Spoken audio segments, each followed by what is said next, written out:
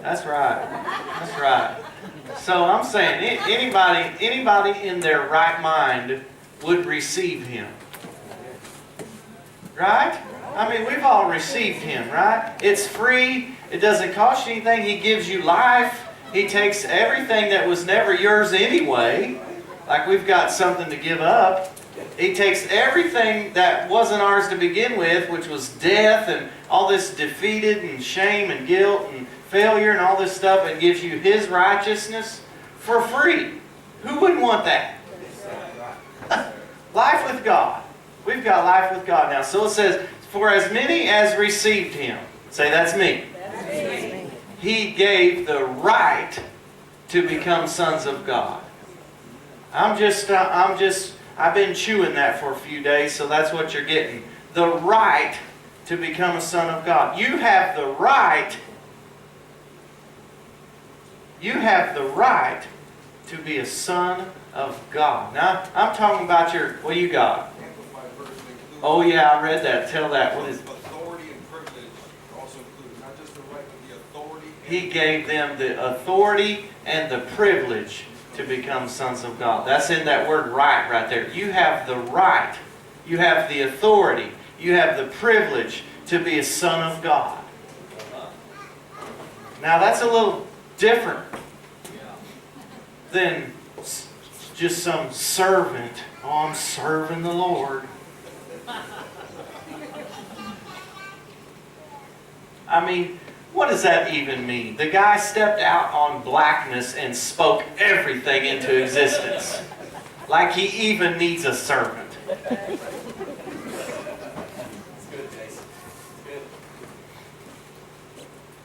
He's looking for family. He wants sons that have the same. All right? I'm just going to raise you up a little tonight. Is that all right? Just go ahead. I have the right. Come on, say it like you mean it. I have the right to be a son of God. to be a son of God. A son of God. I'm going to put that in. I'm going to get that down in. I'm going to get you. I want you to get that because it changes your whole position. If you believe that now, if you believe you're a son of God, as I'm thinking, well, what does that even mean, right? And so it doesn't really say that much about how Adam lived. And I'm kind of glad it doesn't, because how Adam lived would be different than how we could live now, because Adam didn't have really corruption and curse and all this stuff to deal with when he first showed up. So it doesn't say much about how he lived. So since it doesn't say very much, we have to go down the line now and look at the second son, the last son. Jesus was a son of God, and Jesus showed up and He lived life as a son of God after the curse had taken place. And He showed us what it was like to live life as a son of God after the curse had taken place, after sin had entered the world. And He did all that for us. And He died and shed His blood, and the payment was made and all that. He had to do all that. I'm glad of all that. It's changed my life forever. But He didn't just do that. He showed me what it was like to live life with the revelation that He's a son of God. I mean, when He showed up and even leaned that way, He may not even have to say it, just kind of leaned towards that. I mean, religious folks went off the wall. I mean, tore their clothes and tried to throw them off cliffs and lost their mind to think He said He's a son of God? Blasphemy. Well, we still have some of that spirit going around today. And that's what's wrong with us. Throw that nonsense away. He gave me the right. I didn't earn the right. I didn't perform a certain way to get to be that way or any of that. He gave it to me. He gave me the right to be a son of God. Now watch this. Somebody look up for me 1 John 4. 1 John. Oh, somebody get 1 John 4. Somebody get me Colossians 1. What you got there? You got every kind, don't you? Is she looking? Is she looking? Colossians 1. Give me Colossians 1. Somebody get me Hebrews. I want to show you some stuff, all right? I have New Living. Got New Living? Okay, look up Hebrews. Let me look and see what it is. I know where it is in my Bible.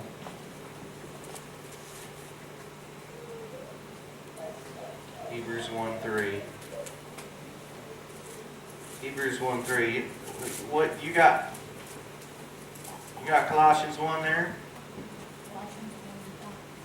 Maybe 15. What does that say?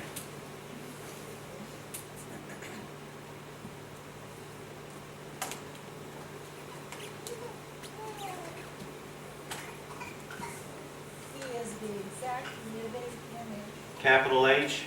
He. Yes, yes. He is the Exact living image. image. The essential manifestation. The essential manifestation. Uh-huh. Oh, what version you got there? I like that. Amplified. Amplified. All right. Uh-huh. More Yeah. What? of the unseen God. Of the Visible representation of the invisible. Oh, let me see that. I gotta see that. I gotta see that. He is the exact living image. He, capital H, right? Who's he talking about? He is the exact living image. See, this is why we don't have to be confused about what God's like. We don't have to be confused about what's the will of God. Because He showed us an exact visible image. Alright, so exact living image, the essential manifestation of the unseen God, the visible representation of the invisible. Oh boy. I thought I was going to make you squirm. I'm really going to make you squirm. The visible representation of the invisible. That's good. You got that? He's the visible representation of the invisible. The firstborn, the preeminent one, the sovereign and the originator of all creation. All right. Who's got? What'd you get? Hebrews. I have radiance. Radiance. Radiance. Radiance of His glory. That's what mine says. Yeah, the radiance of His glory. What about Hebrews? What does that one say? The sun radiates God's own glory The sun radiates God's own glory and expresses the very character of God. and expresses the very character of God. And He sustains everything And He sustains everything by the word of His power. by the mighty power of His command. Say it one more time. Start again. The sun radiates The sun radiates God's own glory God's own glory. The sun radiates God's own glory. and expresses the very character of God. Oh, I like that. And expresses the very character of God. Got that? Ha! Now that's pretty impressive, ain't it? All right? Pretty impressive. It's talking about Jesus, right? It's talking about the Son. All right, right? Right? What about 1 John? You got that one? Did you look that one up? First. Uh-oh, I got you. Whoop. 1 John 4, I think it's 17. Uh-oh. 4:17. That's his, Made complete among us so that we will have confidence on the day of judgment. Is that right? Go ahead. What do you got? The woman answered and said, I have no husband. No, 1 John. I'm sorry. First, 1 John. 1 as John he is, so are we in 4:17. this world. I think it's 17. In this, As he is, so are we in this world. Start from the section half of 16, 16. 17, 6. our love made perfect. Yeah, that's you're getting there. What? Herein is our love made perfect. Herein is our love made perfect, That we may have boldness boldness in the day of judgment, because as He is, so are we in this world. What? Wait a minute now. Did that say as He is? I read how He is, right? We read how He is. He's the exact representation. He's the manifestation of His character. Right? He's the right? As He is, present tense. So are we in this world. Not later on. Present tense. Is that what it said? I mean, I showed it. You don't have to be mad at Jason. We've read it.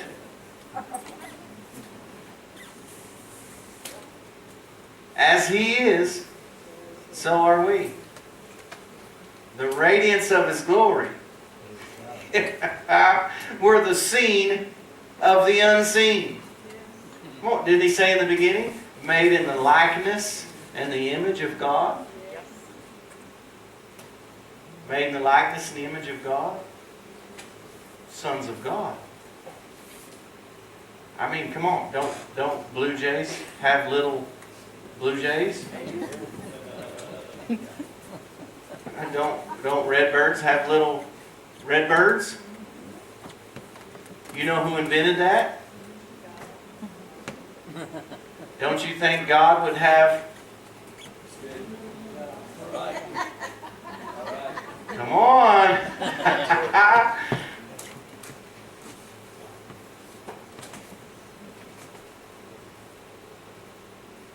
I'm just telling you, you got more stuff than we've been told.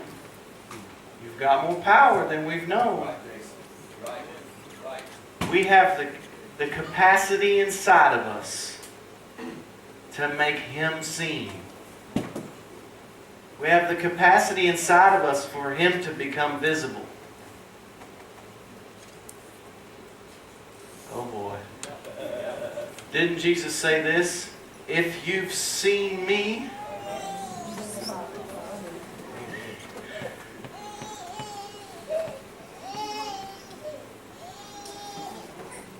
I just think we ought to get your opinions of yourselves up a little bit. I think we ought to quit bowing down and being defeated and letting the devil kick us around just taking any old thing he brings. I think we ought to stand up in who we are and quit tolerating. Take what's ours and remove what isn't. I'm telling you, it's just, when you believe this, you walk this way. I told a guy one time, I remember, he's having all kinds of struggles, he's defeated, just believing lies. And he's all beat up and condemned and all this stuff. And I said, hey, if you believe you're a son, you'll act like a son.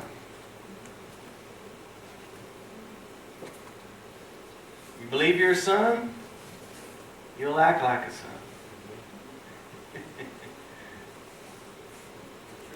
Son's a whole different deal than a servant. A son's got ownership in the thing. A son's got inheritance involved. A servant just shows up for a daily wage. Hey, I know they get nervous when I talk like this and say, well, I ain't got to serve Lord, serve Lord. I'm telling you, a son does, a free son will get way more done. Will do way more. Ready? I'm going to say a cuss word on you right here. We'll do way more work than a servant. I know what I'm talking about. I'm living this mentality, and I tried the other. I tried being a servant and a slave. Don't work. Just the bare minimum is what you'll get by with, and all this stuff they'll say you got to do, and you can't do it. So then you end up being a pretender and a liar and a fake, and try to convince your own self that you're coming up with something. That's why that's why religious people are crazy. That's why. You lose your mind in this nonsense of...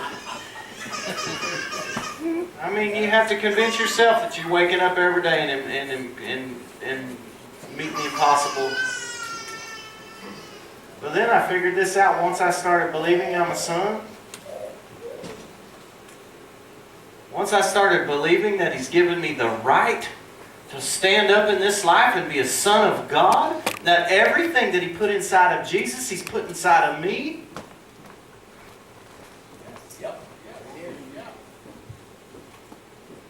It's Romans 8. It said the same Spirit that rose Jesus up out of the grave dwells inside of me. Dwells inside of you. I got the same stuff. Now look, when I started believing this, everything that they said before that I should have been producing and that I should have been doing and this should have been happening and I ought to be doing this and I ought to be doing that and you need to get better at this and you need to do more of this and less of that and this and that. All that stuff that I drove myself crazy trying to figure out. Now once I forgot all that, became a son, now all of a sudden I looked up one day and all that stuff they said I was supposed to be doing was happening all on its own. It's like, how did that even happen? It was no longer my effort. It was no longer me striving and trying, or I'm going to be a good Christian today. I'm going to wake, I promise, tomorrow, I'm not sinning tomorrow. I'm going to do my best. Right?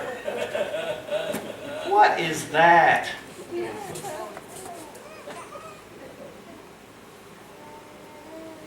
If you believe you're a sinner, you'll sin. If you believe you're a son, you're a son. You'll act like a son, like father, like son. I start believing this, I'm going to be believing it more and more. I've just gotten started. I'm warning you, I've just scratched the surface. I want it to be, it ought to be. When a son of God walks in the room, everything changes. That's right. When a son of God walks in the room, every demon, everything birthed out of hell better start shaking and get nervous and hit the door. I mean, Jesus walked in, them devils start crying, what are you doing here? You know, what are you going to do? They are freaked out when a son of God walks in the room. And here we freak out over all kinds of stuff and scared of everything. The Son of God walks in the room with no fear. It has to change. It has to change. When a Son of God speaks, I know, I didn't mean to make you squirm this much, kind of, but I'm still at it. When a Son of God speaks, heaven backs him up.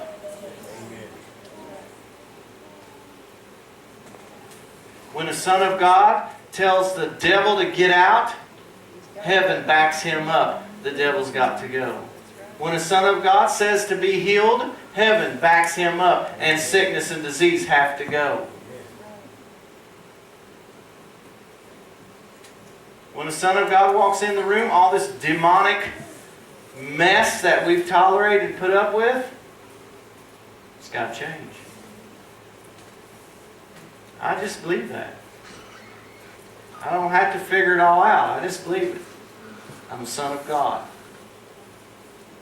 I'm a son of God. Made in the likeness and the image of God. He crowned me with glory. And I'm not hiding it no more. I'm going to be ashamed of it no more. And be... doesn't make you arrogant. It makes you confident and strong. Bold. Knowing who you are.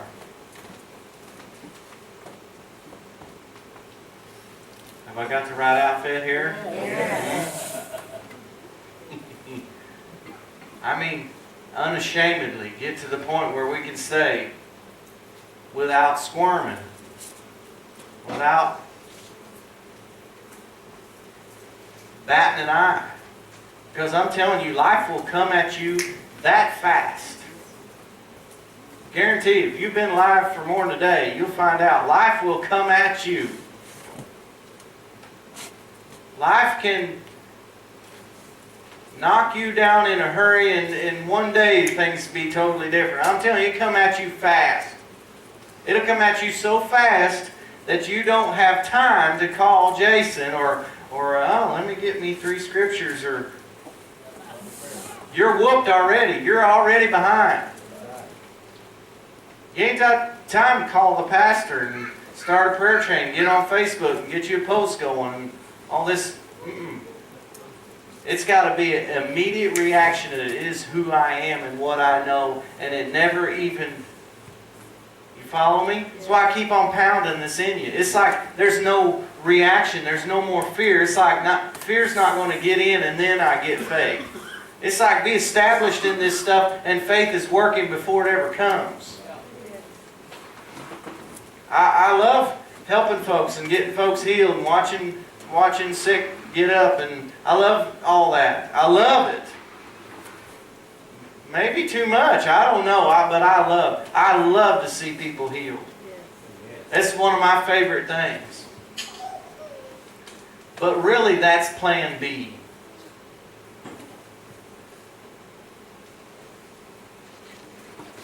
There's not going to be people getting healed in heaven. Amen. They're living in hell. I know the tax ain't going to be there and all that. I know, I got that. But I'm saying the will of God, right? So what if we got to the place that we were so grounded in our identity of who we are and what we had and the authority that we possess and just had our minds renewed, and we were so grounded in this thing that no lie could ever even pierce our armor. No lies. Can't even get in. Don't even... See what I mean? I'm just going to keep on until it's so much in us and so much a part of who we are that it never even has a place to land, right? I remember I heard, I think it was Dan told that one said this lady, she come up for prayer. I want prayer, and she was talking about her husband or something. I can't remember, but it's irrelevant any old way you want to look at it. Said he just keeps pushing my buttons, and he's doing this and this, and you know all this stuff. He's pushing my buttons. She kept saying that. He just knows how to push my buttons. I need you to pray for him, you know. So he grabs her hands and she says, "Oh Father, let's remove her buttons."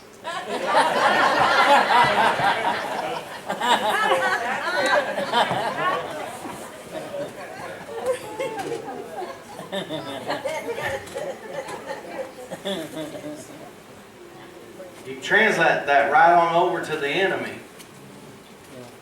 What if I got no more buttons he could push? What if he has no more place to try to flare something up and get me to react in such a way? What if we get such a revelation of how much power and authority that we possess inside of us that he's such a flop and a failure and a ridiculous joke compared to who God is that he doesn't even get our attention?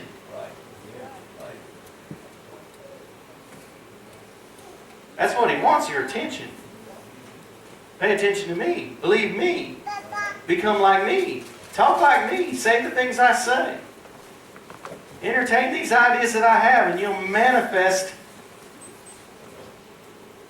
You see how it works?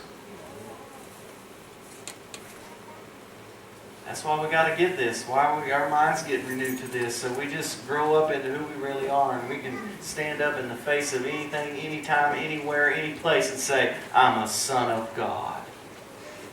And I ain't backing off of it. And guess what? He trumps everybody.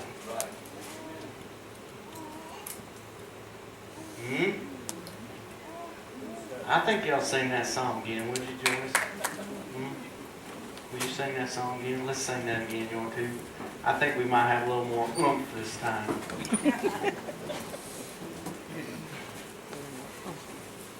Go ahead and say, "I'm a son of God." I'm a son of God. Say it a little more. Say it with a little more grit this time. Say, "I'm a son of God." I'm a son of God. Just go ahead and announce it. Don't just say it now. Just like I'm announcing it to everybody. Every realm, every world, everyone with an ear might as well hear, "I'm a son of God." I'm a son of God. Now go ahead and declare it to your own body. I'm a son of God. You ought to go home when you get home. When you get home tonight in your own house, open the door and say, "I'm a son of God." A son of God lives here. Everything that's not of God can hit the road. Huh? I'm telling you, you take on this mentality. You walk into Walmart. I've walked into Walmart now. I'm a son of God. And everything better recognize that there's a son of God in this place. Huh? I go into restaurants. You ask anybody that's been with me, you all want to say grace? I say, blessed already, but sure. Father, thank you for how you've blessed us. And let everybody in this place and this whole establishment be blessed because there's a Son of God in here.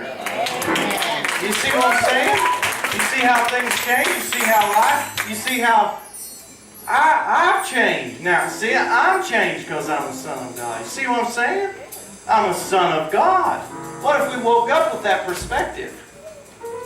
What if everywhere we went, we walked with that? Hey, I'm telling you, it swells him up. You watch him, he can't help himself. He hears somebody talking like that. He hears somebody believing like that. He can't help it. But here's why. Jesus said the Spirit of God, the Holy Spirit, he called it the Spirit of truth, came to bear witness with the truth. It goes on in there, Romans 8, where I read a while ago, said that the Spirit bears witness with our spirit. That we cry out, Abba, Father. It's made us children of God. The Spirit of truth. You watch this. Holy Spirit. This is where the power came in through the Holy Spirit, right? Holy Spirit represents power. Spirit of truth bears witness with the truth. You start believing this truth. You watch the Holy Spirit come and bear witness with the truth and prop that truth up and start performing that truth. And I'm telling you, power starts happening. Change your life, change everything around you. It just starts. He can't help it. When he sees somebody believing the truth, it's what he's waiting on. It's what he's looking for. He can't wait. Oh, he's faunching right now. He's chomping at the bit. I mean, go ahead and say it one more time like you mean it. I'm a son of God. All right, let's sing.